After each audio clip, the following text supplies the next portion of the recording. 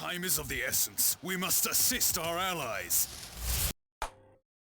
Suicide Squad Kill the Justice League is failing. In this case, an indie game, The Killing Antidote, is doing good. Not bad for an indie title, don't you think? And before we get to our comparison, let us look, or perhaps let us react to Vera Dark. I'll remember to put her full video link in the description so that you can visit her video without my commentary. 2024 was a nightmare year for Rocksteady, and that makes me so sad because the old Rocksteady used to be so amazing, just like the old Naughty Dog used to be fantastic, the old Volition used to make amazing games, and the Arkhamverse is one of my favorite series of all time. Those games were so perfect in every way, shape, and form, and it makes me so sad that we're never going to get another amazing title within the Arkhamverse because Kill the Justice League was really a nightmare for them. It lost over $200 million.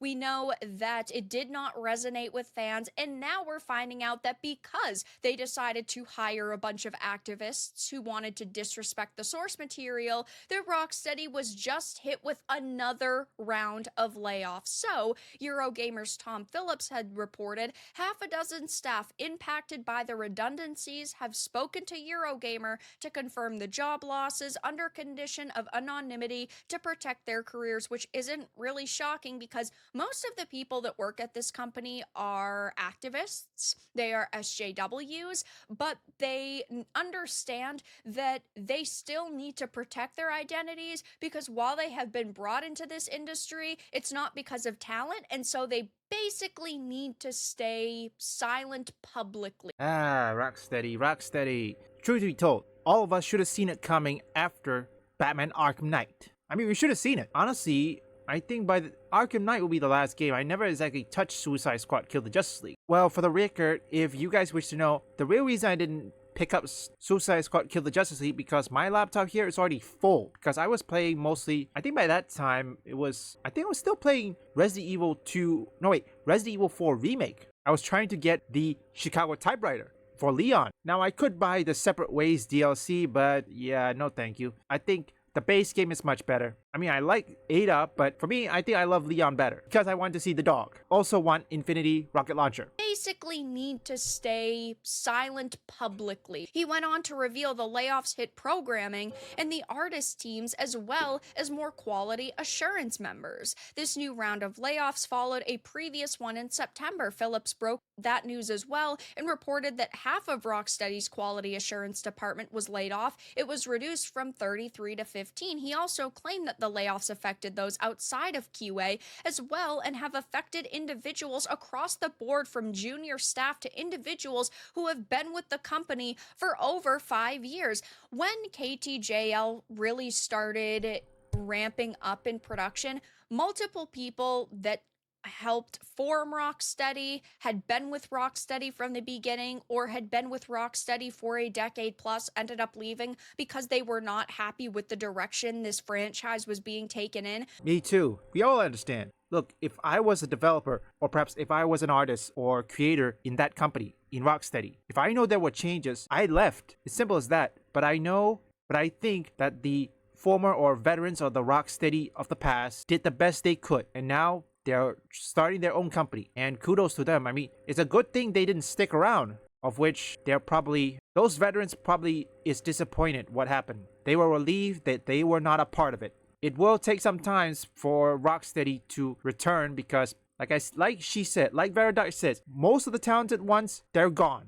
Now, I think we'll take one more clip on this one before we get into our comparison. I completely understand. As a fan, I am disappointed with what they created in KTJL. As a fan, I am heartbroken to see what happened to this once amazing company and how they basically just barreled their way into this company and completely tore this project from the inside out and created a monstrosity in the Arkhamverse. But the layoffs are, of course, not surprising given the game's parent company, Warner Brothers Discovery, when they made it clear the game was a financial disaster soon after it released in February 2024. They had lost such a massive amount of money on this, over $200 million, in fact, which they could not come back from. There was no way that they were going to continue this game's development for any longer than they needed to. That's why they were stopping at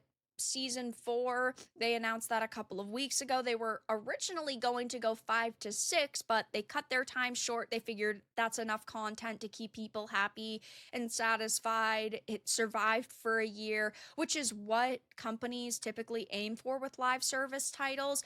It's why, Ubisoft didn't instantly shut down X Defiant. They're keeping it going for another few months to hit that 1-year point. That's basically the legal cutoff. Like, after a year, we don't need to keep it up anymore, or we don't need to develop it any farther. And they went that far with KTJL. They're not going any other distance, which isn't shocking. Nobody's playing this game. Nobody even asked for this nightmare of a title they created. And Warner Brothers was especially disappointed given how much money they had earned the year before on Hogwarts Legacy. And even Multiverses made them some money, not as much as they were expecting also, but this is just so sad. Sorry that you have to make that a bit longer. I think she is right. Now I'm gonna have to make an assumption. Maybe when they first developed Arkham Knight or anything, or perhaps right after that, they received earnings call, or perhaps they received someone from the higher ups saying that they need more diversity, equity, inclusion. They have a meeting after that. The seasoned veterans were looking at each other and they knew this is not going to go well. So what did Suicide Squad Kill the Justice League did in order to fail? Now first, as we all know, wokeness, server issue, that is important because it's live service and it is a premium price. Where did we heard from that? Concord? Oh wait, not Concord. Marvel's Avengers, yes. Yet, how come Warner Brothers didn't utilize the success of Hogwarts Legacy by making a sequel? Instead, they Kill the Justice League. Why is that? I think they knew that after Hogwarts Legacy, Warner Brothers says, okay, no, we're not making another sequel. We're delaying it. It was a bad move. If Warner Brothers could have greenlit a Hogwarts Legacy sequel, this kind of thing doesn't happen. Now, unlike The Killing Antidote, the one thing it made up for, despite being indie, the female character, Jodie, and her back size, her arse, is much larger than Harley Quinn in Kill the Justice League. And that is a real woman in video games. So, well, everyone, let's just say goodbye to Suicide Squad Kill the Justice League as they are prepared to leave and head off into the sunset. Au revoir. Your might on the battlefield proved most impressive. With a little more training, you will be right up there with me in no time.